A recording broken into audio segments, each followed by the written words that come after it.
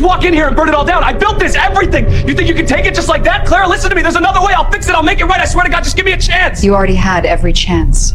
This is the end, Gavin. My husband made me sign a Post-Nup to protect himself from my failure. He realized his mistake when I walked in as his new boss. Before we continue this story, let us know which city or country you're watching from. Don't forget to subscribe to the channel, hit the notification bell so you won't miss more stories, and leave a like on the video. My husband, Gavin, was a man who loved optics. He was obsessed with how things looked: his car, his suit, his job title, and his wife. For the first 5 years of our marriage, I fit the mold perfectly. I worked a respectable administrative job, dressed conservatively, and nodded politely at his company dinners. But 3 years ago, I got tired of being an accessory. I had an idea for a specialized logistics software, something boring to most people, but potentially revolutionary for shipping companies. I quit my job to build it from scratch. Gavin was horrified. "You're quitting a steady paycheck to play pretend?" He scoffed over dinner the night I told him. "Do you know how embarrassing this looks for me? My wife, unemployed, tinkering on a laptop, like a college dropout." I tried to explain the business plan, the potential investors, the gap in the market. He didn't listen. He just checked his watch and told me to make sure my little hobby didn't interfere with the house cleaning. 6 months in, money was tight. Startups burn cash before they make it. I asked Gavin if we could dip into our joint savings to cover a server upgrade.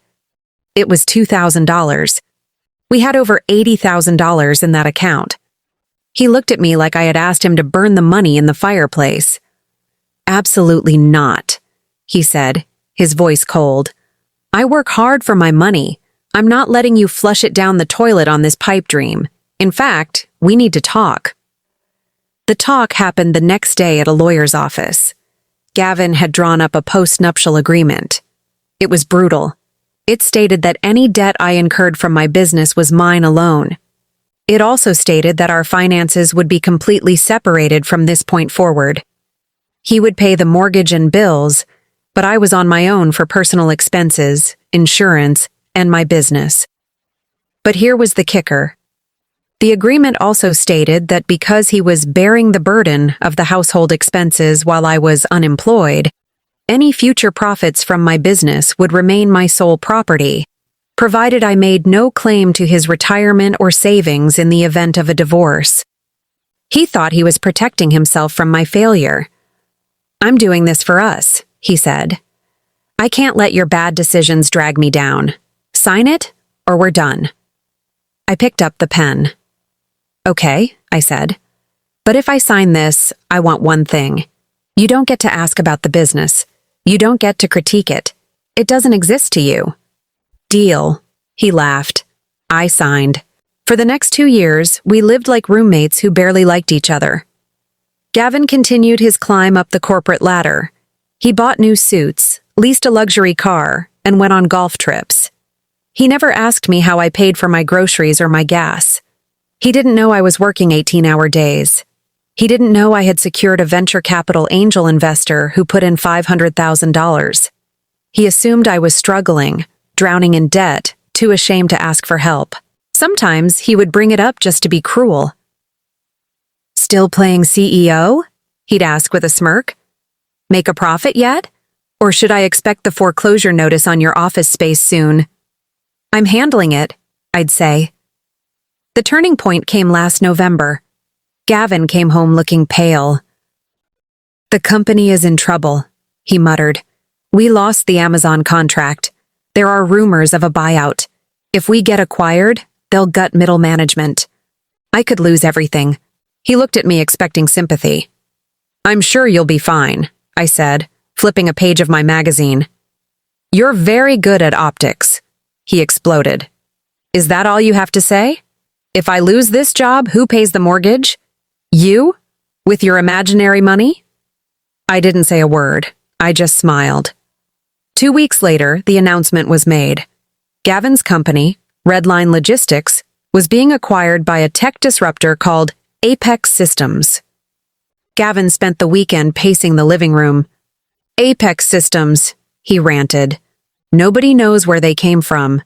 They just popped up out of nowhere with this proprietary algorithm and crushed us. Now some tech bro billionaire is going to come in and fire us all. He was terrified. He spent Sunday night polishing his resume, sweating through his shirt. I have a meeting with the transition team tomorrow morning, he told me Monday.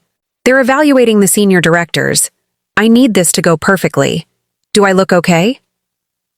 I looked at him. He looked terrified. Small.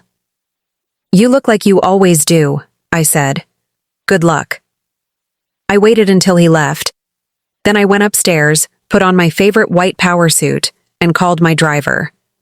Gavin arrived at his office at 8 a.m. He sat in the conference room with the other 4 directors, waiting for the representative from Apex Systems. At 8:05 a.m., I walked in. My CFO, David, walked in behind me carrying a stack of binders. My legal counsel, Sarah, followed him. Gavin didn't see me at first because he was looking down at his notes. But when the room went dead silent, he looked up. His face went slack. It was a comical mixture of confusion and horror.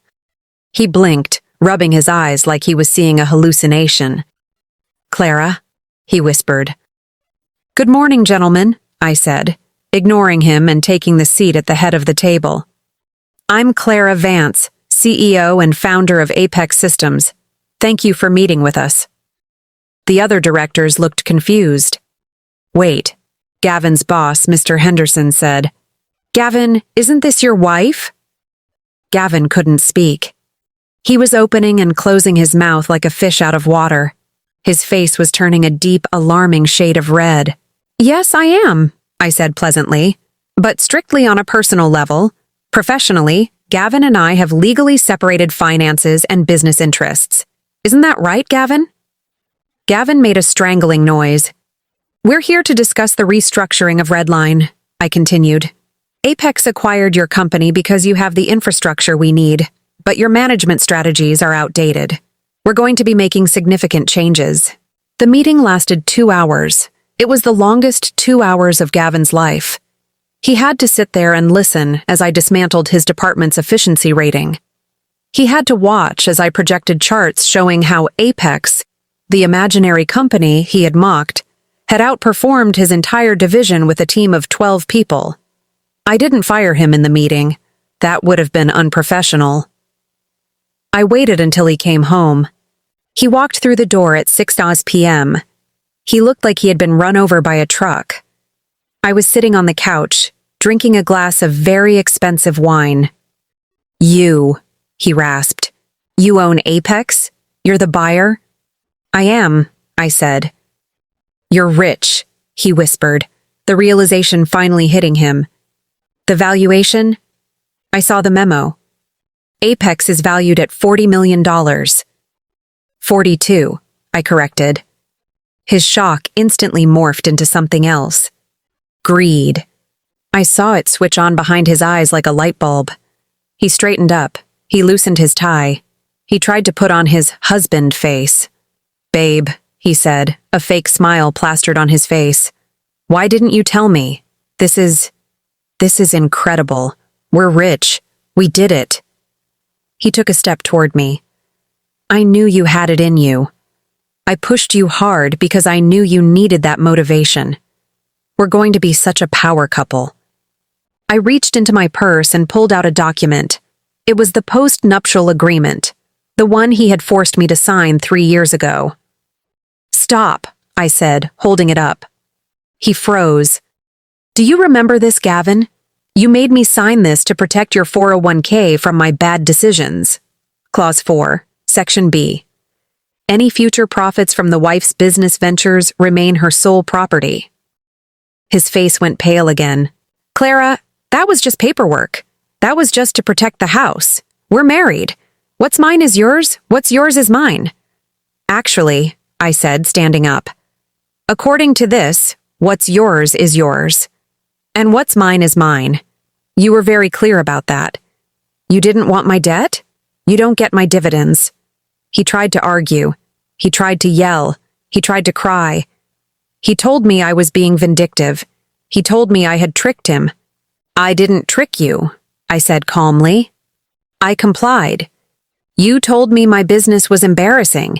You told me to keep it separate. I did exactly what you asked. I filed for divorce the next morning. Because of the ironclad agreement, he had paid a lawyer $5,000 to write. The divorce was incredibly fast. He couldn't touch my company. He couldn't touch my shares. He couldn't even touch the new house I bought 3 weeks later. But the best part wasn't the money, it was the exit interview. As the new owner of Redline, I had to make cuts. Gavin's position was redundant. I didn't do it myself, I let HR handle it, but I saw the paperwork. Gavin tried to sue for wrongful termination. He tried to sue for alimony. He lost both. The Post-Nup he loved so much was his undoing. The judge actually laughed when he read the clause about separating business assets. You seem to have engineered your own exclusion, Mr. Vance, the judge said. Gavin lives in a small apartment now. He works as a junior logistics coordinator for a rival firm, a massive step down from his director title. I heard he tells people his ex-wife stole his ideas. Nobody believes him. Last week, Forbes did a profile on me. The cover photo was me sitting at that same boardroom table. I framed it and sent a copy to Gavin's new office. I included a little note. Thanks for the motivation. The optics look great from here.